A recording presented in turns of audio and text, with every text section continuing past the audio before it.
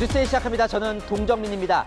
888일 만에, 그러니까 2년 5개월 만입니다. 버스, 지하철, 대중교통에서도 마스크를 벗을 수 있게 된 게요. 노 마스크 첫날, 이제 병원, 약국, 일부 시설 외에는 실내외 가릴 것 없이 어디서든 마스크를 쓰지 않으셔도 됩니다. 마스크 쓰라 마라 실랑이도 많았고 벗었다 썼다 번거로움도 컸었죠. 그런데 정작 자유를 되찾은 오늘 출근길엔 마스크를 쓴 시민들이 훨씬 많았습니다. 퇴근길은 좀 다를까요? 취재기자 나가 있습니다. 김영선 기자, 퇴근길 풍경은 어떻습니까? 네, 저는 지금 서울역 버스 환승센터에 나와 있습니다. 오늘부터는 버스 같은 대중교통을 이용할 때 마스크 착용이 의무가 아니라 자율인데요. 마스크 의무가 해지됐다고 하지만 버스에 타는 대부분의 시민들은 마스크를 쓴 모습이었습니다. 퇴근길 버스에 탄 시민들, 한 차량에 한두 명 정도만 마스크를 벗고 있었습니다. 오늘 출근길도 마찬가지였습니다. 서울 지하철 5호선 여의도와 광화문역에서는 열차 칸 하나에 마스크를 벗은 사람이 2명에서 3명일 정도로 많지 않았습니다. 일단은 좀 이게 벗는 게 되게 아직은 조금 머뭇거려지는 그런 게 있어요. 지하철 안에 아무래도 출근 시간에 좀 사람이 많다 보니까 좀 그게 좀 불안한 그런 것들이 있어가지고 좀 계속 쓰고 있으려고 하고 있습니다. 불안하다는 반응과 아직 어색하다는 반응이 많았는데요. 2년 5개월 만에 해제를 반기는 목소리도 있었습니다. 걱정이 안 되진 않은데 그래도 답답한 게 너무 심해가지고 벗고 다니려고 해요. 이번 조치로 마스크 의무가 해제된 곳은 택시, 비행기 등 대중교통과 마트 같은 대형 시설에 입점해 있는 개방형 약국입니다. 약국, 병원, 요양원 등 감염 취약시설에서는 여전히 마스크 의무가 유지됩니다. 오늘 코로나19 확진자는 3,930명으로 9개월 만에 최저치를 기록했는데요. 방역당국은 여전히 출퇴근길처럼 혼잡한 경우에는 마스크를 착용하는 것을 적극 권고한다고 강조했습니다.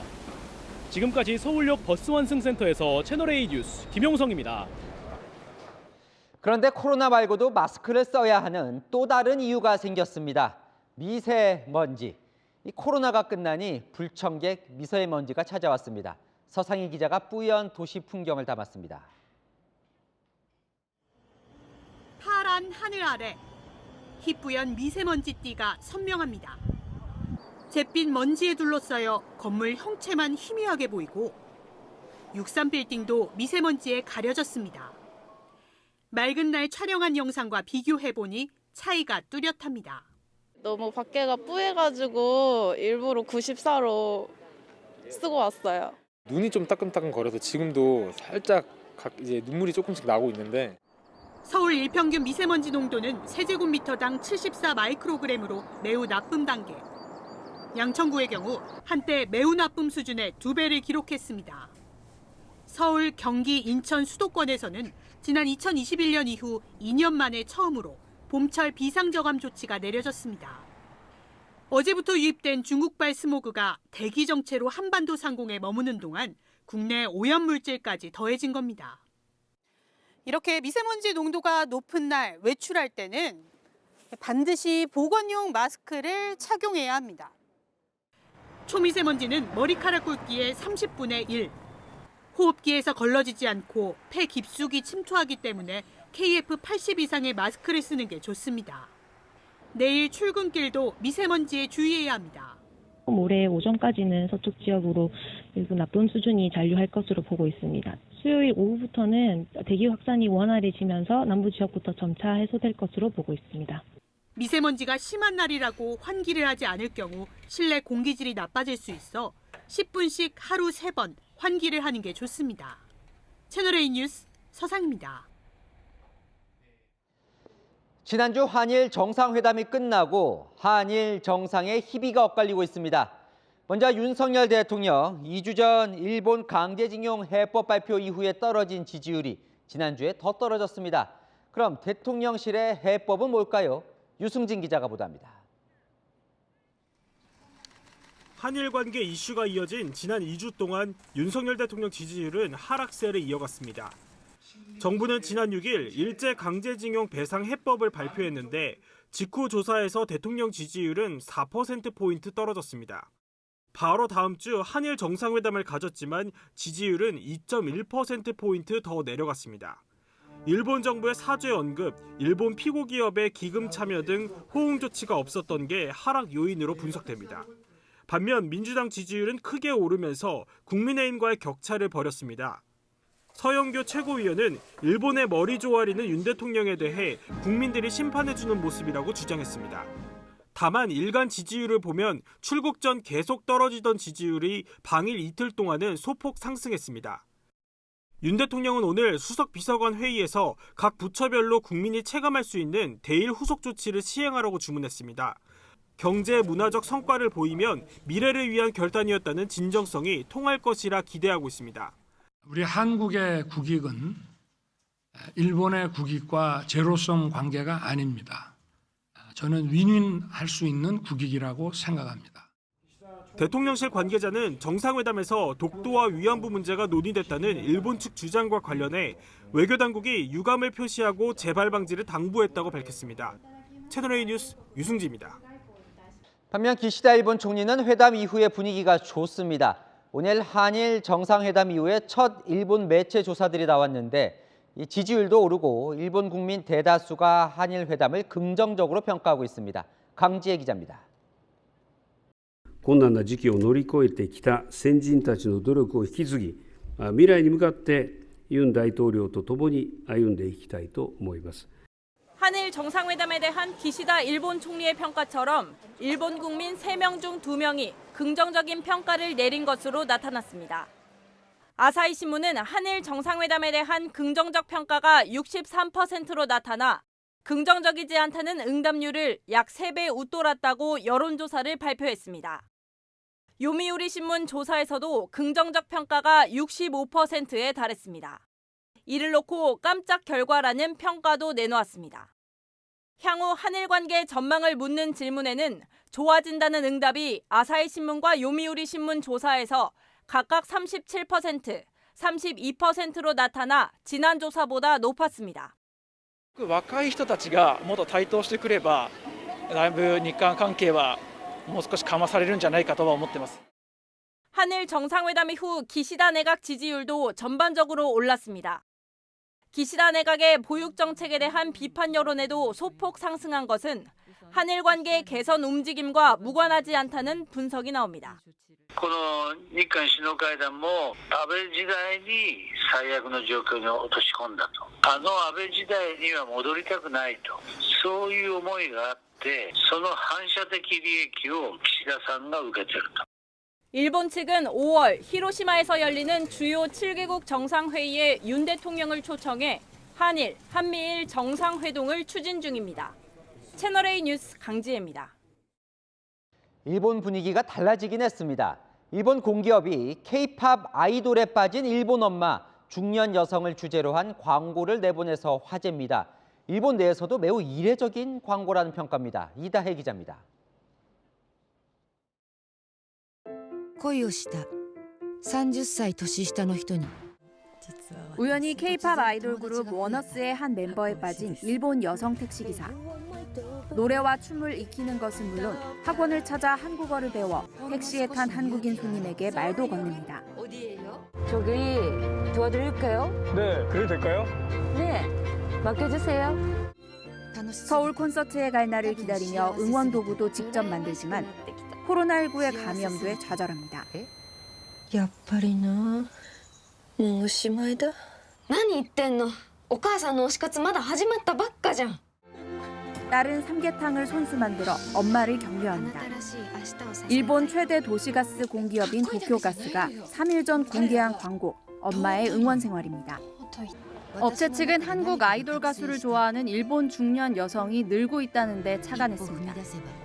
推し活の象徴的な存在であるとして最終的に選んだのが韓国のアイドルだ. 그동안 일본 내 한국과 관련 있는 기업이나 한국에서도 유명한 제품 홍보에 한류 스타들이 등장한 사례는 많지만 한국에 진출한 적이 없는 일본 공기업이 한류를 주제로 광고를 만든 것은 매우 이례적입니다. 일본 내에서 한국에 대한 어떤 그 우호적인 이미지가 있다라는 거를 알리는 차원 충분히 의미 있다고 봅니다. 광고 공개 시기도 주목받습니다. 도쿄가스 측은 지난주 광고 제작을 마쳐 17일 공개했다고 밝혔습니다. 광고의 제작과 공개 시기가 한일 정상회담 개최 전후라는 뜻입니다. 이에 대해 한일 외교 소식통은 광고의 전반적인 기획이 한일 정상회담 개최와 관계 개선 등의 분위기를 반영한 것 아니냐는 분석도 내놨습니다. 채널A 뉴스 이다혜입니다. 대통령실이 근로시간 개편 논란에 적극 대응을 시작했습니다. 이 현장에 만연한 이 공짜 야근부터 손보겠다고 예고를 했는데요. 그러면서 핵심은 69시간 노동이 아니라 일한 만큼 돈이나 휴일로 보상받고 전체 근로시간을 줄이는 것이라고 강조했습니다. 조영민 기자입니다. 정부가 내놓은 근로시간 개편안에 대해 비판 여론이 계속되자 대통령실이 본격적인 수습에 나섰습니다. 대통령은 또 근로시간 유연화와 관련해 임금 및 휴가 등 보상 체계에 대한 불안이 없도록 확실한 담보책을 강구하라고 지시했습니다. 일한 만큼 반드시 쉴 수 있게 사업장을 제대로 단속하겠다는 겁니다. 주 69시간을 일하게 만드는 것이 아니라 전체 근로시간을 줄이는 건데 못 쉴 수도 있다는 우려로 비판받고 있다는 이유에서입니다. 근로자들에게 이제 혜택을 주려고 하는 그런 정책이었는데 여기에 이제 주 69시간이라는 아주 극단적이고 별로 일어날 수 없는 그런 프레임이 씌워지면서 대통령실은 당장 산업 현장에 만연한 공짜 야근부터 손보겠다고 예고했습니다. 실제로 일한 시간에 상관없이 미리 약속된 수당만 지급하는 포괄임금제 악용 사례를 단속하고 그에 대한 대책도 다음 달 내놓겠다고 했습니다. 대통령실 고위 관계자는 여러 세대의 관심은 공짜 야근에 대한 대응으로 일한 만큼 보상받아야겠다는 것이라고 설명했습니다. 윤석열 대통령은 내일 국무회의에서 정부의 근로시간 유연화 방침 취지를 다시 설명할 예정입니다. 채널A 뉴스 조용민입니다. 여당은 MZ세대 마음을 잡으려고 안간힘을 쓰고 있습니다. 저희가 지난주 일부 대학에서 아침밥을 1,000원에 제공해 학생들 호응이 좋다는 소식은 전해드렸죠. 국민의힘이 정부의 확대를 요구했습니다. 홍지은 기자의 보도입니다. 국민의힘과 정부가 올해 41개 대학이 참여하고 있는 1,000원 아침밥 사업 확대를 추진하기로 했습니다. 학생이 1,000원만 내면 정부가 1,000원을 보태고 차액은 학교에서 지원하는 사업으로 고물가 시대에 학생들의 호응을 얻고 있습니다. 1,000원씩 생기면서 또 일주일 동안 되게 잘 먹을 수 있어서 좋은 것 같습니다. 국민의힘이 어제 비공개 고위당정협의회에서 확대를 제안했고 정부가 호응한 것으로 알려졌습니다. 여권 관계자는 고물가 시대에 올 연말까지 학생들 밥값 부담을 줄이자는 취지라며 지원금을 늘려 대학 참여 비율을 높이겠다고 말했습니다. 당 지도부는 MZ세대와 정례회의체를 만들어 소통도 늘리기로 했습니다. 조만간 MZ노조와 치맥회동을 가지며 근로시간제도 개편안에 대해 의견도 교환할 예정입니다. 이런 노력은 대학생과 직장인으로 대표되는 2030 민심에 빨간불이 켜졌기 때문입니다. 오늘 발표된 여론조사에서 국민의힘 2030 지지율은 2주간 10%대나 빠졌습니다. 어떻게든 당의 지지율을 끌어올리기 위한 노력들을 해나갈 것이고 청년층, 특히 수도권 지역의 민심을 얻기 위한 구체적 행보를 해나가겠습니다.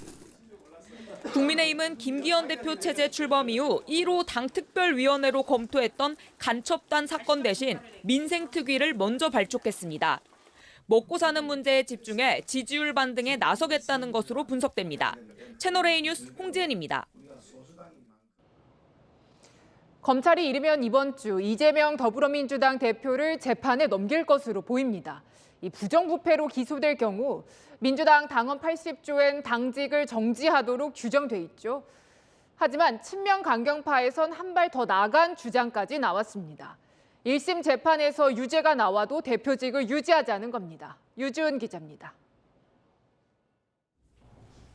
야당 초선 강경파 모임인 철험회 소속 김용민 민주당 의원은 이재명 대표가 향후 1심 재판에서 유죄를 받아도 대표직을 유지할 수 있다고 주장했습니다.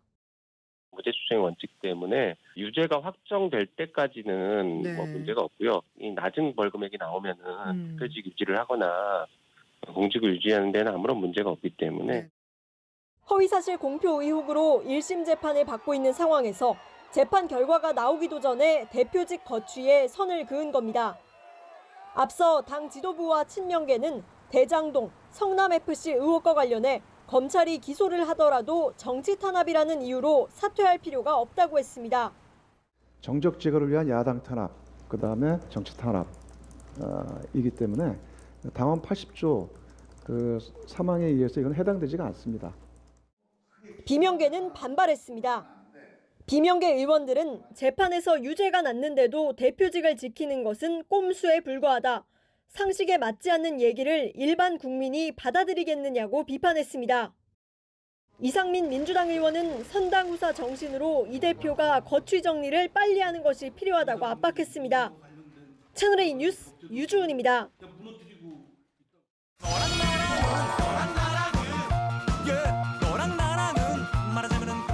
네, 여랑야랑 정치부 김민지 기자와 함께합니다. 첫 번째 주제 보겠습니다.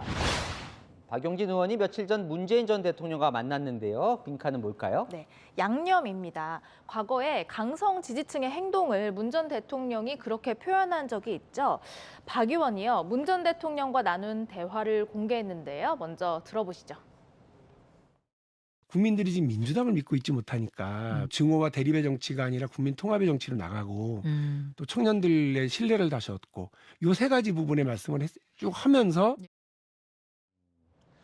저기서 증오와 대립은 민주당 내 상황을 이야기한 걸까요? 네, 정치인이 증오의 씨앗을 뿌리면 지지자들 사이에서는 굉장하게 돼버린다면서 당내 좌표 찍기, 문자 폭탄 등 갈등과 분열 상황에 대해서 걱정했다, 이렇게 전해지는데요. 네, 그래서 과거 양념 이야기가 다시 소환이 된 거군요? 맞습니다. 문 전 대통령은 지난 2017년 대선 후보 당시에 자신의 지지층의 과격한 행위에 대해서 경쟁을 흥미롭게 만들어주는 양념 같은 것이다, 이렇게 말해서 상대 후보들에게 비판을 받았습니다.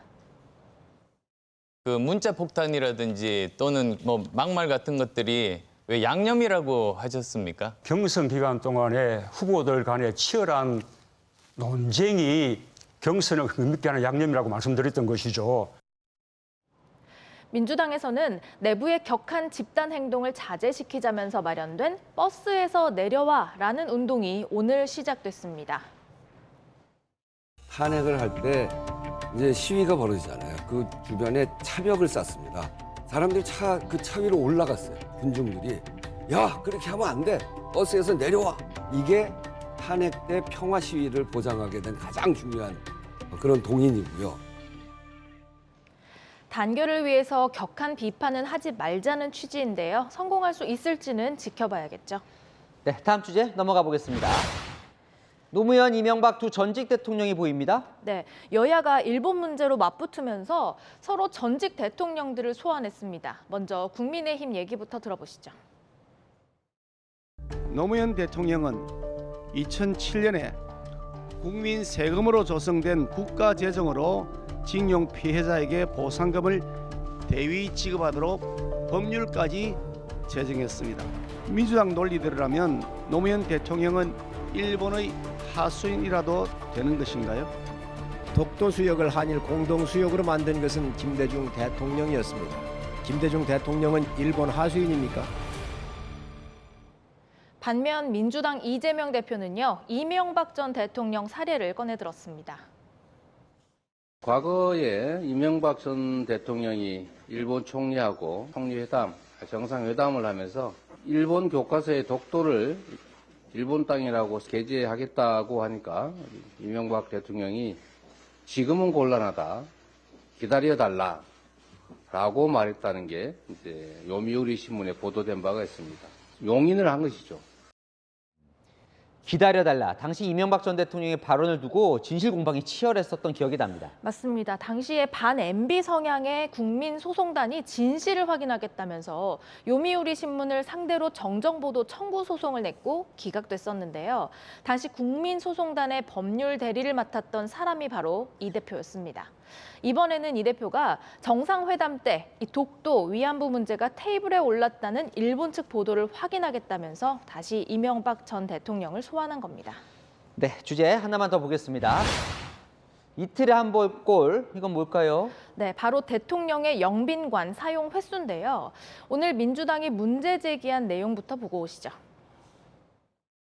작년 12월부터 지난달까지 3개월간 무려 41일 동안이나 사용 신청을 했더라고요. 국민품으로 돌려주겠다라고 분명히 말씀을 하셨는데 원칙도 기준도 없이 수시로 사용하고 있는 그런 상황을 말씀드리고 졸속 이전에 대해서 지금은 인정하십니까? 졸속 이전이라고 전혀 생각지 않습니다. 네, 그러시겠죠. 알겠습니다. 장관님이 무슨 죄가 있겠습니까? 위에서 이전한다는데 그럼 따라야 되겠죠. 3개월간 41일이면 이틀에 한 번 골 맞네요. 네. 맞습니다. 요즘 해외 국빈이 왔을 때 저녁 식사를 대접한다든지 부처 업무 보고도 또 각종 격려 오찬도 영빈관에서 많이 하고 있죠.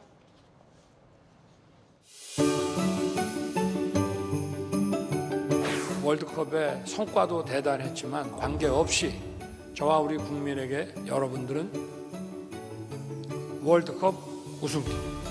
이렇게 많은 응원해주신 덕분 너무 감사드린다는 말씀 드리고 싶고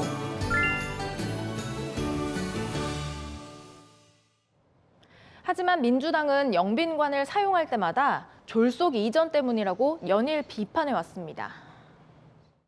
싫다고 나갈 땐 언제고 다시 청와대 영빈관인가 보따리 장사 떴다방입니까? 대책 없이 대통령실을 이전하고 뻔질나게 청와대를 드나드는 윤석열 대통령의 자가당착에 한탄을 금할 수 없습니다. 이 영빈관을 새로 지으려고 했다가 예산 때문에 못 짓게 되다 보니까 또 갈 곳이 없긴 하죠. 네, 대통령실 관계자는요, 현실적으로 이 영빈관만한 곳을 찾기가 어렵다고 하더라고요. 또다시 예산을 들여서 새로 짓느니 기존에 있는 영빈관을 활용하자는 의견도 있는데요. 야당은 국민들의 청와대 관람이 제한된다고 주장하니까 명확한 사용 기준을 정하는 것도 괜찮아 보입니다. 네, 지금까지 여랑야랑이었습니다. 다음 소식입니다. 북한이 새로운 무기 실험을 했습니다. 단거리 탄도미사일을 땅이나 바다가 아닌 지상 800m에서 공중 폭발시키는 시험에 성공했다고 주장했습니다. 한국을 직접 겨냥한 데다 이 주장이 사실이라면 핵무기를 우리 머리 위에 터뜨릴 수도 있게 됩니다. 김성규 기자입니다. 산악지대에서 치솟아 동해로 향하는 북한의 단거리 탄도미사일. 북한은 그제부터 이틀 동안 진행된 핵반격 가상종합 전술훈련이라고 밝혔습니다. 북한판 이스칸데르로 알려진 미사일에는 모형 전술 핵탄두도 탑재됐다며 공중에서 폭발시켰다고도 주장했습니다. 평안북도 동창리에서 쏘아 올려 고도 50km 정도까지 올라간 미사일은 동해상 수면 800m 위에서 탄두부 조종장치와 기폭장치 동작을 검증해 정확히 폭발에 성공했다는 겁니다. 실제 핵탄두를 탑재했을 경우 지상에서 폭발하면 낙지는 많이 발생하지만 살상력은 다소 줄어듭니다. 반면 800m 상공에서 폭발시키면 지상 폭발보다 2~3배 많은 인명피해가 발생합니다. 30km보다 높은 곳에서 폭발할 경우 강력한 전자기 펄스, EMP를 발생시켜 지휘체계 등을 교란합니다.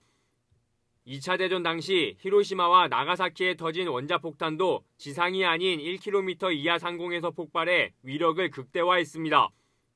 서울시청 상공 800m에서 10킬로톤 규모의 핵폭발이 발생하면 사망자는 4만 3천여 명, 부상자는 30만 명에 이를 것으로 추산됩니다. 오늘의 형세는 우리의 핵전쟁 억제력을 기하급수적으로 증대시킬 것을 절박하게 요구하고 있다고 하시면서 딸 주혜와 함께 김정은 국무위원장이 참관한 발사대에도 과거와 다른 모습이 포착됐습니다. 이동식 발사대에선 옆으로 퍼지던 화염이 이번에는 V자로 솟구쳤습니다. 지하 발사 시설을 구축해 한미 군 당국의 원점 타격 능력을 분산시키려는 의도로 보입니다.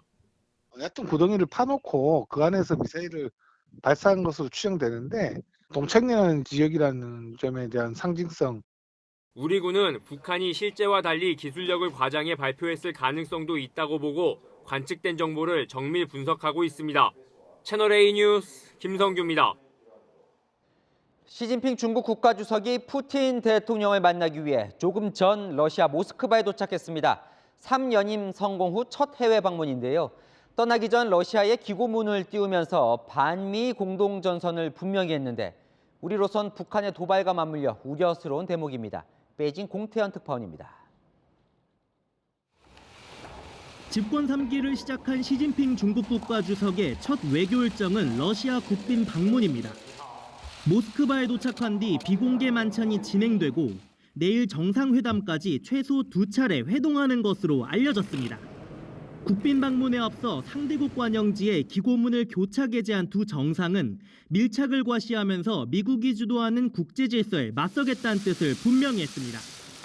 시 주석은 패권, 패도, 괴롭힘 행태의 해악이 심각하고 엄중해 세계 경제 회복을 지연시키고 있다고 적었고, 푸틴 대통령은 일부 국가와 민족의 운명을 도박의 판돈으로 삼는다고 미국을 저격했습니다. 미국 등 서방은 시 주석이 무기 지원에 합의할 가능성을 우려하고 있습니다.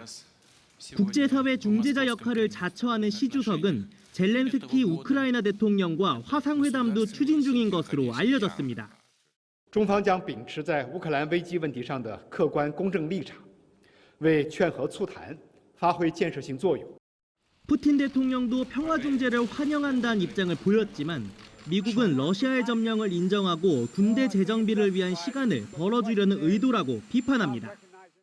국제형사재판소가 전범 혐의로 푸틴 대통령의 체포영장도 발부한 상황에서 평화 중재자를 자처한 시 주석의 행보에 서방국은 회의적인 반응을 보이고 있습니다. 베이징에서 채널A 뉴스 공태현입니다. 위태로운 건 세계 안보뿐만이 아닙니다. 중소은행 줄도산으로 글로벌 경제도 조마조마한데요. 도산 위기에 처했던 크레디트 스위스를 스위스 1위 은행이 인수하면서 한 고비는 넘겼습니다. 하지만 불씨는 남아 있습니다. 권갑구 기자입니다. Cette solution qui vous est présentée ce soir est la reprise du Crédit Suisse par l'UBS. C'est une solution soutenue par le Conseil fédéral. 파산 위기에 몰렸던 스위스 2위 은행 크레디트 스위스가 1위 은행 UBS에 인수됩니다. 스위스 국립은행은 최대 1,000억 달러의 유동성을 지원하기로 했습니다. Serious concern on the part of the Swiss government, the impact the possibility that there could be an uncontrolled collapse of the institution. 크레디트 스위스 인수 과정에서 일부 채권은 가치를 인정하지 않기로 해 지난해 말 기준 1,359억 원어치 채권을 보유한 국민연금의 손실 우려도 제기됐습니다. 국민연금 측은 보유 채권 가운데 후순위 채권은 거의 없어 손실 가능성은 없다고 설명했습니다. 주요국 중앙은행들도 달러 공급을 원활하게 하도록 진화에 나섰습니다. 미국과 영국, 유럽, 캐나다 등 6개 중앙은행이 스와프 협정을 맺었습니다. 미국에선 바이든 행정부와 월가 큰 손인 워런 버핏이 만나 지역은행 투자를 독려한 것으로 알려진 가운데 파산한 실리콘밸리 은행을 최소 2개 사업 부문으로 분할해 매각하는 방안이 추진 중입니다. 입찰 마감일도 24일로 연기해 잠재적 인수자를 끌어모으고 있습니다. 주요국들의 조치에도 불구하고 미국 퍼스트 리퍼블릭 은행의 신용 등급은 추가로 강등됐고 이번 주 기준금리가 인상되면 뱅크런에 취약해지는 미국 은행이 180여 개에 달할 것이라는 분석까지 나왔습니다. 채널A 뉴스 권갑구입니다. 네, 경기도 용인의 부동산 시장이 들썩이고 있습니다. 세계 최대 반도체 단지가 들어선다는 소식 때문입니다. 공인중개사 사무실엔 전화가 빗발치고 아파트 호가가 치솟고 있습니다. 광민경 기자가 현장에 다녀왔습니다. 세계 최대 규모 반도체 단지가 들어서는 경기 용인시 남사읍의 6,800세대 규모 아파트 단지. 2015년 분양 당시만 해도 미분양이었던 이곳의 분위기가 최근 확 바뀌었습니다. 전용 면적 84제곱미터가 이달 초 3억 3,500만 원에 거래됐는데 지난 15일 정부 발표 이후 같은 면적의 호가는 5억 원까지 치솟았습니다. 한 3-4배로 많아졌다고 보시면 될 것 같아요. 실제로 걷어들이고 있어요. 보통 한 5천에서 거의 1억 정도 올리고 있다고 보시면 돼요. 정부가 반도체 단지가 들어설 용인시 남사읍, 이동읍 일대를 3년간 토지거래 허가구역으로 지정했지만 매수 문의가 끊이지 않는 겁니다. 곳곳엔 환영 현수막이 내걸렸고 주민들은 집값 상승에 대한 기대감을 드러냅니다. 요새 부동산 경기가 너무 나쁘니까 내려가다가 그 소식 듣고 올라간다니까 전 너무 기쁘죠. 그래서 지금 다들 기뻐하고 있어요. 저 주민들이 굉장히 아주 호응하고 굉장히 기뻐합니다. 여기서 동탄 가는 길이 굉장히 번잡스럽고 교통 체중이 엄청 걸려요. 근데 그걸로 인해 가지고 해소가 될 것이고 주민들이 편안해질 겁니다. 그래서. 남사읍과 붙어있는 화성 동탄 2신도시 부동산 시장까지 덩달아 들썩입니다. 발표 이후로는 갭 투자라든가 이런 거 문의가 더 많아지기는 했어요. 두세 건 정도 더 늘은 것 같아요. 일자리가 창출되고 직주 근접 수요가 늘 거란 기대감에 당분간 인근 부동산 가격이 뛰겠지만 20년 걸리는 장기 사업인 만큼 투자에는 신중해야 한다는 지적도 나옵니다. 채널A 뉴스 광민경입니다. 오늘부터 분양 가격과 상관없이 중도금 대출을 받을 수 있습니다. 분양가 12억 원 이하까지만 대출해주던 규제를 확 푼 거죠. 일단 올해 서울 청약시장은 활기를 되찾았습니다. 안건우 기자입니다. 이달 초 분양에 나선 서울 영등 부부 아파트 단지. 일반 분양 경쟁률이 평균 198대 1로 흥행에 성공했습니다. 정부가 올 초 강남 3구와 용산구를 뺀 전 지역을 규제 지역에서 해제하고 세대원과 유주택자도 1순위 청약이 가능해지면서 분위기가 달라진 겁니다. 그래도 서울이다. 서울 불패라는 걸 믿고 금리는 올라도 부산 정책은 계속 나와서 살려주지 않을까 기대가 좀 있죠. 지난해 하반기 분양 예정이었지만 위축된 청약시장 때문에 일정을 미뤘던 동대문구 1,800여 세대 대단지 아파트도 오는 24일 분양에 나섭니다. 2021년 4분기 192.5대 1로 세 자리를 지키다가 지난해 3분기와 4분기 한 자릿수까지 떨어진 서울 청약 경쟁률은 1년여 만에 가장 높은 수준까지 올라왔습니다. 이달 17일까지 집계된 서울 경쟁률은 57대 1로 전국 1위. 전국 평균이 6대 1에 그친 것과 대조적입니다. 경기 침체 우려가 아직 남아있어 똘똘한 한 채가 많은 서울 위주로 청약 수요가 쏠리는 겁니다. 공급과의 우려가 덜하고 청약의 잔존 수요가 남아있고 분양권 전매에 대한 차익 기대가 있는 지역들, 이러한 지역들 위주로 좀 국한된다고 봐야 될 것 같고 대표적인 지역인 서울 지역이라고 봐야죠. 분양가 12억 원 이하 단지에서만 가능했던 중도금 대출도 오늘부턴 가격 상관없이 분양가의 60%까지 받을 수 있습니다. 자금 조달 부담을 덜어 서울 고가주택 청약에 숨통을 터주는 효과가 있지만 지방 미분양 해소엔 크게 도움이 되지 않을 거란 전망도 나옵니다. 채널A 뉴스 안건우입니다. 차량 급발진 사고는 의심은 되지만 증명이 어려워 늘 논란이 크죠. 지난해 강릉에서 급발진 의심 사고로 손자를 잃은 이 할머니에 대한 경찰 조사가 진행이 됐는데요. 이 국가수감식 결과 차체 결함이 없는 걸로 나왔습니다. 할머니는 형사 처벌을 받게 될 처지에 놓였습니다. 강경모 기자가 취재했습니다. 교차로에서 멈추려던 SUV 승용차. 갑자기 돌진하면서 앞선 차량을 들이받고도 속도를 줄이지 않습니다. 이게 안 돼. 우연아. 우연아. 우연아.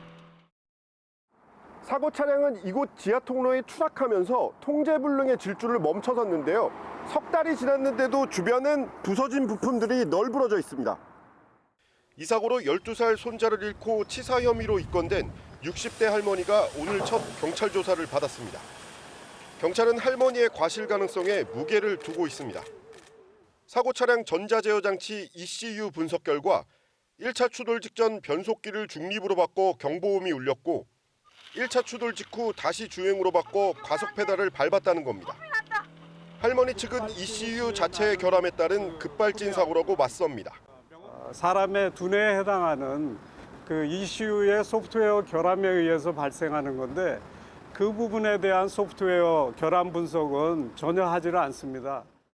돌진하는 사고 차량의 브레이크 등이 선명하지만 ECU는 주행 상태로 잘못 기록됐다는 겁니다. 변속기를 중립으로 바꿔 1차 추돌했다는 경찰 분석도 반박했습니다. 2018년형인 사고 차량에는 추돌 위험이 있으면 자동으로 멈추는 긴급 제동 장치가 달렸지만 작동하지 않았다는 겁니다. 특정 조건에서만 만들어지는데 그 재현이 쉽지가 않은 거예요. 과학적으로는 급발진은 없다 이렇게 제조사는 주장하는 거죠. 사고 흔적이 남지 않는다는 뜻은 결국 운전자가 실수했다는 뜻을 가지고 있어서 한 건도 승소한 경우가 없다고 볼 수가 있습니다. 40년 동안에 없습니다. 숨진 아들의 아버지는 입증 책임을 소비자가 아닌 제조사에 돌려야 한다고 말합니다. 어머니가 죄가 있다고 하니 사고 유가족인 저희가 이 모든 상황들을 입증해야 되는 것 자체가 너무 불합리하다고 생각이 되고. 채널A 뉴스 강경모입니다. 전주 도심 교차로에서 전기차 택시가 상가로 돌진해 이렇게 아수라장이 됐습니다. 사고를 낸 택시기사는 급발진을 주장하고 있습니다. 이어서 공국진 기자입니다. 빠른 속도로 교차로를 통과하는 검은색 차량. 좌회전하는 차량을 가까스로 피했지만 인도 위로 올라갑니다. 인근 술집에선 사람들이 쏟아져 나오고 119 구급차도 도착합니다. 전북 전주시의 한 교차로에서 60대 기사가 몰던 전기차 택시가 상가 창고로 돌진한 건 어제 오후 5시 58분쯤. 소리가 너무 커가지고 거의 문까지 다 흔들리죠. 택시가 돌진한 상가 창고는 아수라장으로 변했는데요. 상가 바로 앞 변압기도 심하게 부서졌습니다. 이 사고로 운전자가 중상을 입어 인근 병원으로 옮겨져 치료를 받고 있습니다. 사고 당시 택시엔 승객이 없었고 교차로에도 사람들이 없어 추가 인명피해는 없었습니다. 하지만 사고 충격으로 변압기가 부서지면서 일대 건물이 10여 분 동안 정전되는 피해를 입었습니다. 그러더라고. 어쨌든 길 자고 나가겠어. 그러다가 나가봤지. 누가 사람있다고 그래요. 택시기사는 경찰에서 급발진을 주장하고 있습니다.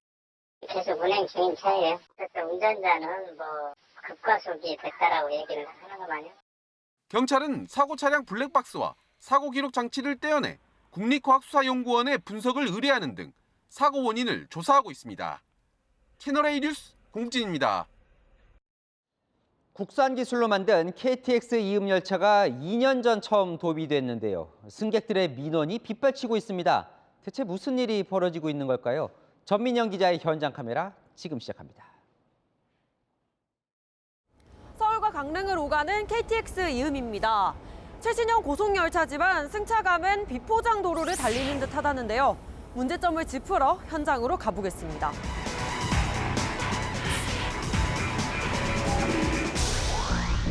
강릉행 KTX 안. 수도권을 벗어나기도 전 갑자기 의자가 심하게 흔들리고 사방에서 둔탁한 소음이 들려옵니다. 탁자에 올려둔 음료수 병이 진동에 떨어집니다. 승객들은 멀미가 날 지경입니다.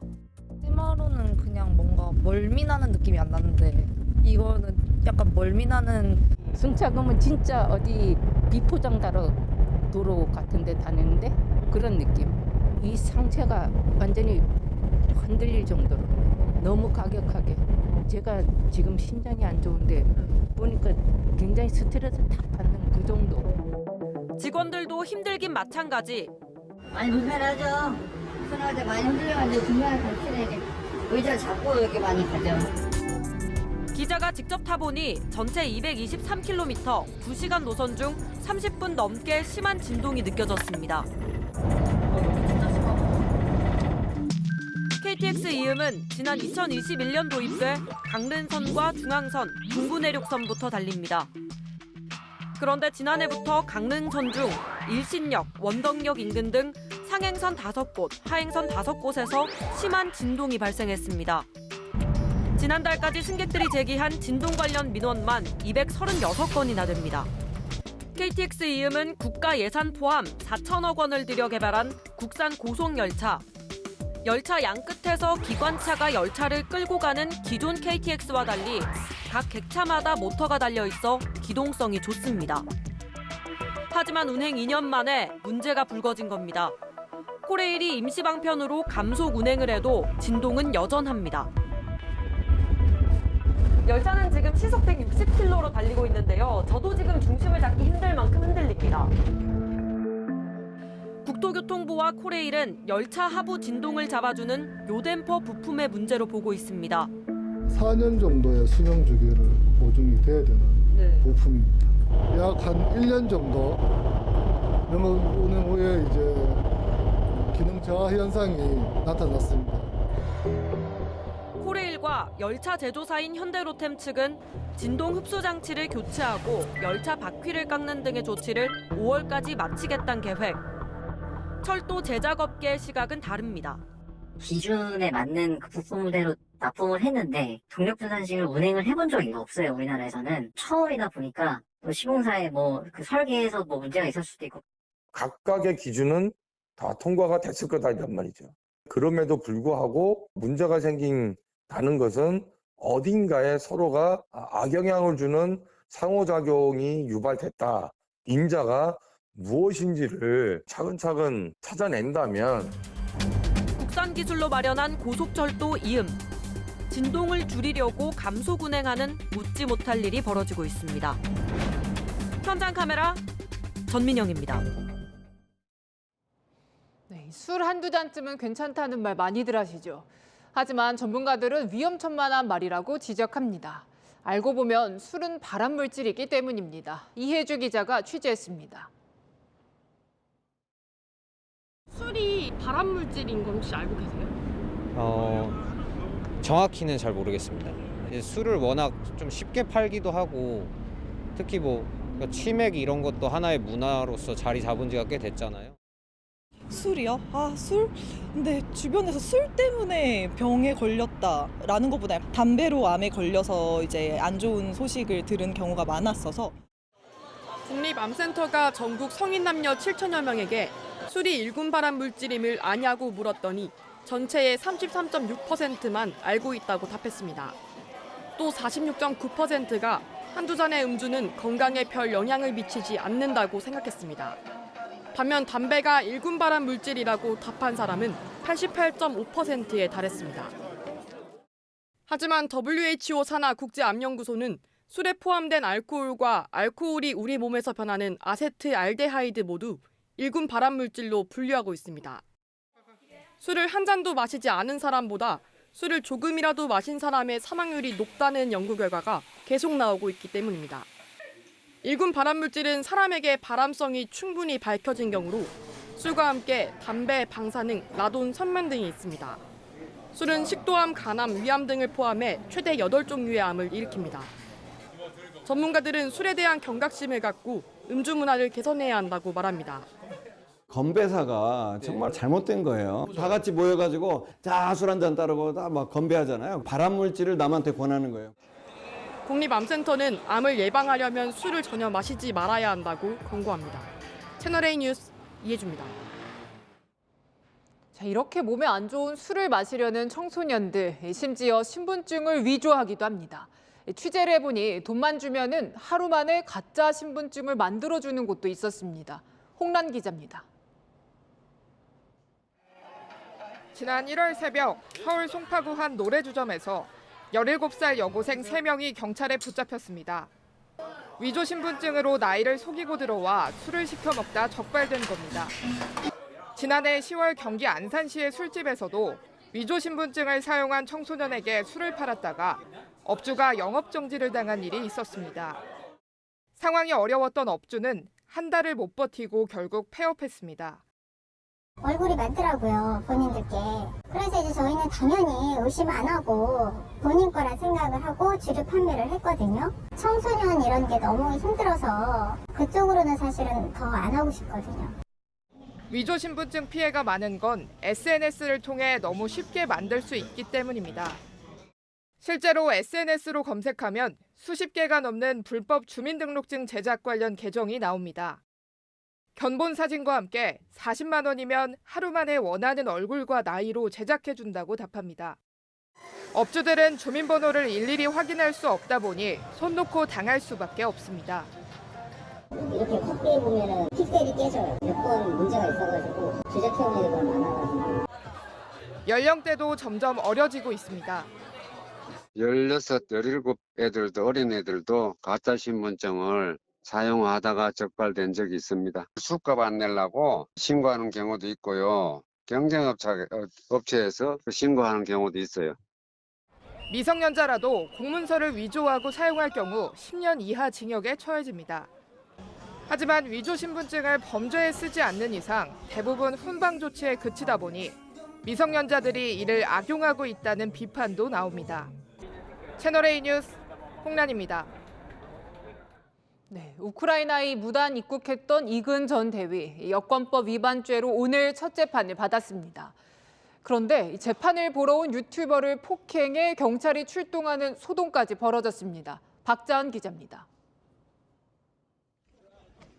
지난해 3월 외국인 의용군으로 활동하기 위해 우크라이나에 들어간 이근 전 대위. 당시 우크라이나는 여행경보 4단계가 발령된 여행 금지 국가였습니다.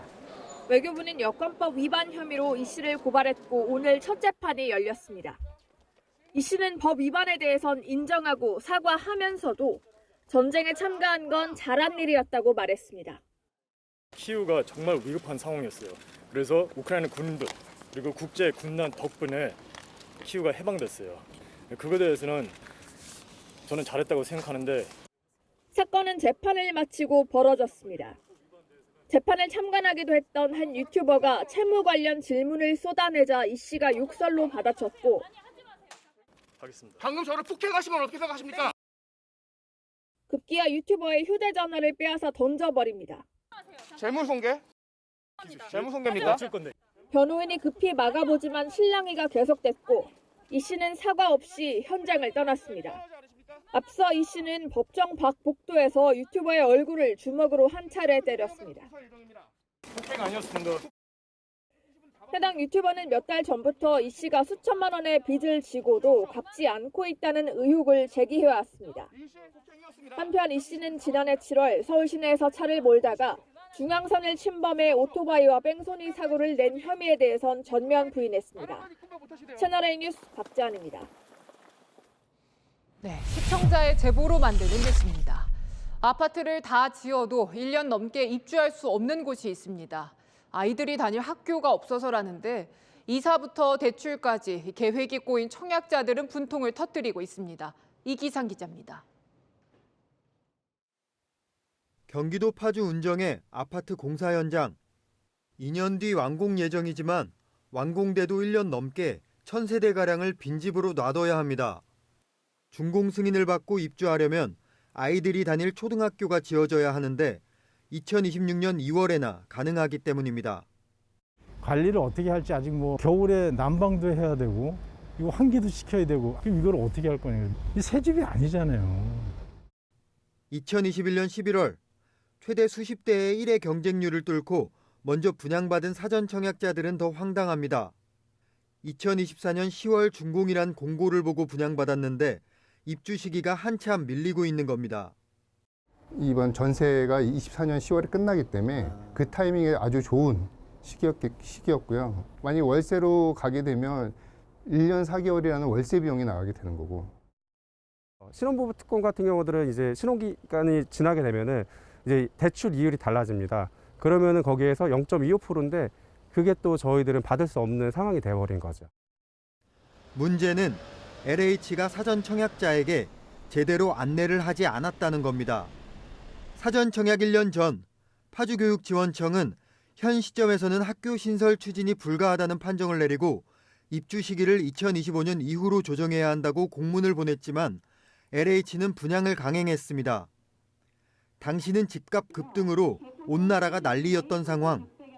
아직 공급도 확정되지 않았는데 미리 그냥 그 수요를 받아놔 보는 너무 가격이 많이 오르니까 시장 수요 심리를 이제 잠재우기 위해서 좀 무리하게 일종의 선분양을 한 거죠. LH는 사전 협의가 부족했다고 해명했지만 뾰족한 대책은 없는 상황. 사전 청약 당첨자들만 1년 넘게 피해를 떠안게 생겼습니다. 채널A 뉴스 이기상입니다. 네, 한국판 챗GPT가 시범 서비스로 첫 선을 보였습니다.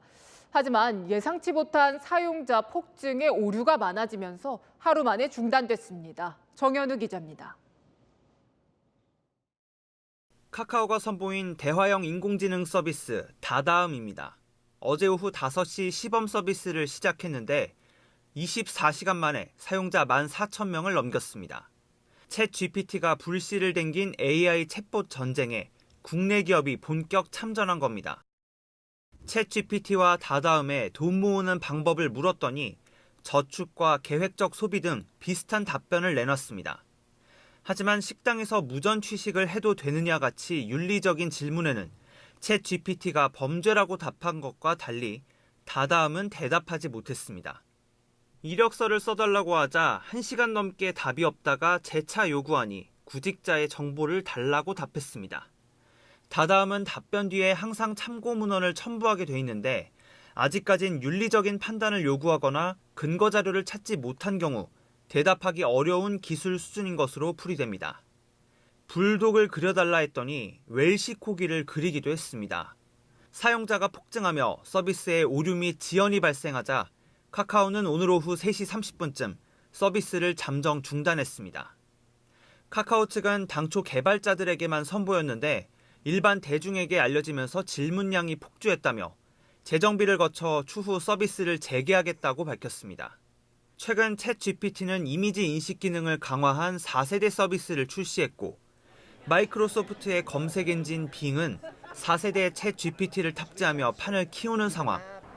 네이버도 오는 7월 AI 챗봇 서비스를 선보이며 전쟁에 뛰어듭니다. 채널A 뉴스 정현우입니다.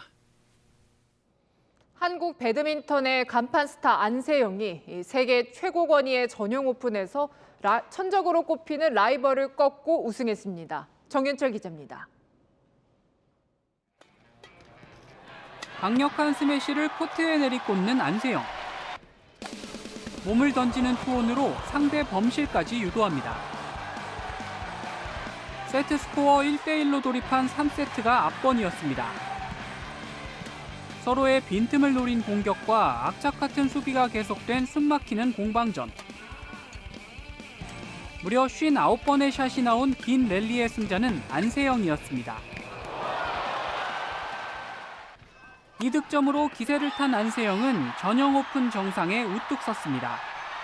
1899년 시작된 전용 오픈은 세계에서 가장 오래된 배드민턴 대회입니다. 한국 선수가 이 대회 단식 우승을 차지한 건 1996년 방수연 이후 27년 만입니다.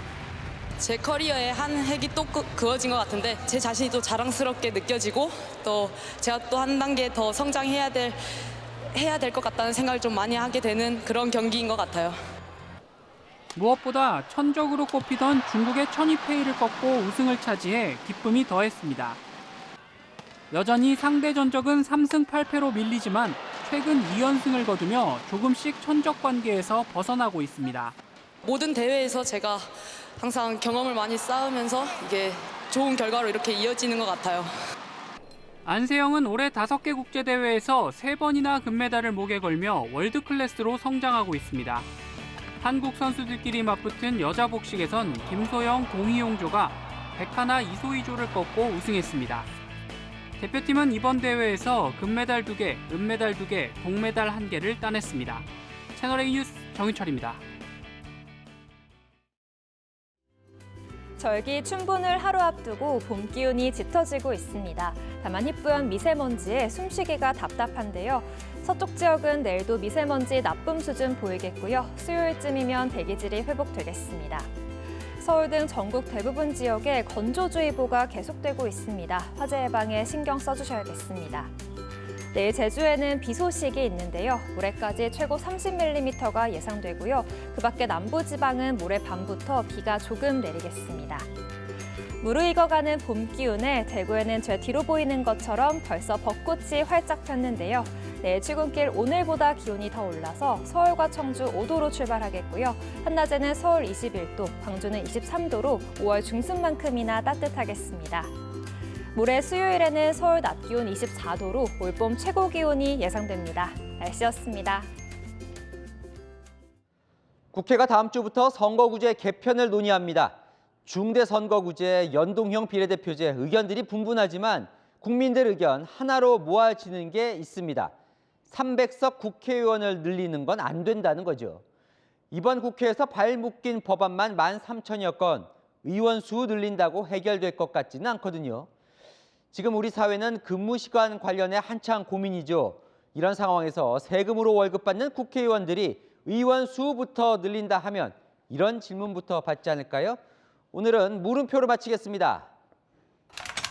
의원들은 몇 시간 일하십니까? 뉴스에 마칩니다. 감사합니다.